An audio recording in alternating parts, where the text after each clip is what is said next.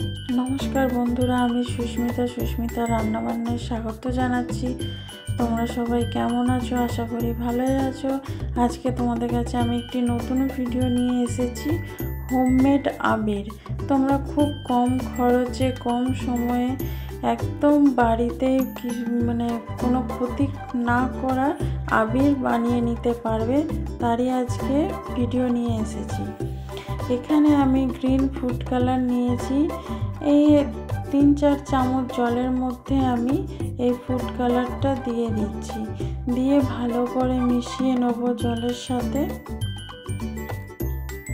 Food colour আমাদের খাবারের কাজে লাগে, তবে এটা কোনো কেমিক্যাল নয় বা কোনো ক্ষতি করবে না। এখানে আমি 1 বাটির মতো অ্যারারুট নিয়ে নেব। আমি অ্যারারুট দিয়ে বানাচ্ছি, তোমরা চাইলে কর্নফ্লাওয়ারও দিতে পারো, কিন্তু কম খরচার মধ্যে অ্যারারুটটাই খুব ভালো হবে। এর মধ্যে আমি গ্রিন ফুড কালারের জলটা অল্প অল্প করে দিয়ে অ্যারারুটটা ভালো করে মাখিয়ে নেব। এটা একটু শুকনো শুকনো করে মাখাতে হবে, একদম পাতলা করে দিলে হবে না। পাতলা করে দিলে শুকনো হতে অনেক সময় লাগবে।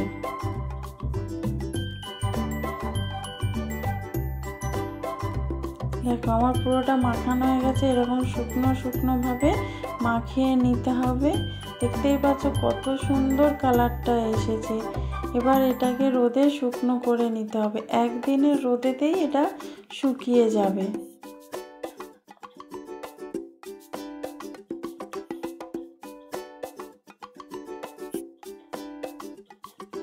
এবার আরেকটি প্লেটে আমি আবার 1 বাটি অ্যারারুট নিয়ে নিচ্ছি। আমি আরেকটি আবির বানাবো অন্য কালারের, তাই জন্য এখানে আরেক বাটি অ্যারারুট নিয়েছি। এবার আমি অরেঞ্জ ফুড কালারটা জলে গুলে রেখেছিলাম, সেইটা দিয়ে ভালো করে অ্যারারুটটা মাখিয়ে নেব। একই রকমভাবেই মাখিয়ে নেব। আমি 3টে কালার বানিয়েছি। তোমরা এই ফুড কালার দিয়ে যত রকম কালার পারো বানিয়ে নিতে পারো বাড়িতে, খুব সহজে, কম সময় কম খরচে, কেমিক্যাল যুক্ত নয়, কেমিক্যাল ছাড়া খুব সহজেই বানিয়ে ফেলতে পারবে। কারোর যদি স্কিনে কোনো প্রবলেম থাকে তারা এই হোমমেড আবির ব্যবহার করো, কোনো ক্ষতি হবে না। এই কালারটা বাচ্চারাও ব্যবহার করতে পারবে। দেখো আমার মাখানো হয়ে গেছে, কত সুন্দর কালারটা এসেছে। এটাও আমি শুকনো শুকনো করে এরকম মাখিয়ে নিয়েছি। এটাকেও রোদে দিয়ে দেবো। আমি আরেকটি প্লেটে 1 বাটি নিয়েছি অ্যারারুট। এবার এর মধ্যে আমি ইয়েলো ফুড কালার দিয়ে মাখিয়ে নেব।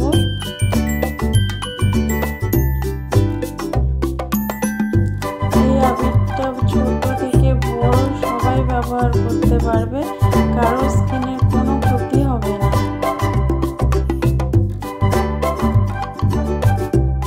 তোমরা এরকমভাবে বাড়িতে আবির বানাও, খুব হোলি খেলো। তোমাদের আগাম হোলির শুভেচ্ছা রইল।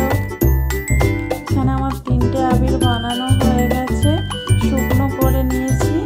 এবার এখানে শুকনো হয়ে যাওয়ার পরে দেখো এরকম দানা দানা হয়ে আছে। এবার আমি এটাকে একটু চেলে নেব। তোমরা চাইলে আগে একটু গ্রাইন্ডারে গুঁড়ো করে নিতে পারো, তারপরে চালতে পারো। আমি প্রথমে একটু এটাকে চেলে নিচ্ছি।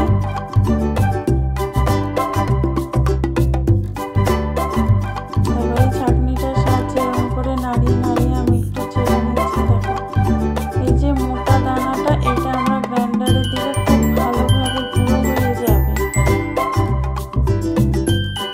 চেলে নেওয়ার পরে দেখো কত মসৃণ, যে পাউডারের মতো। এটাই আমাদের পাউডার। কত সুন্দর লাগছে, দেখতেই পাচ্ছ। আমার হলুদটা বানানো হয়ে গেছে।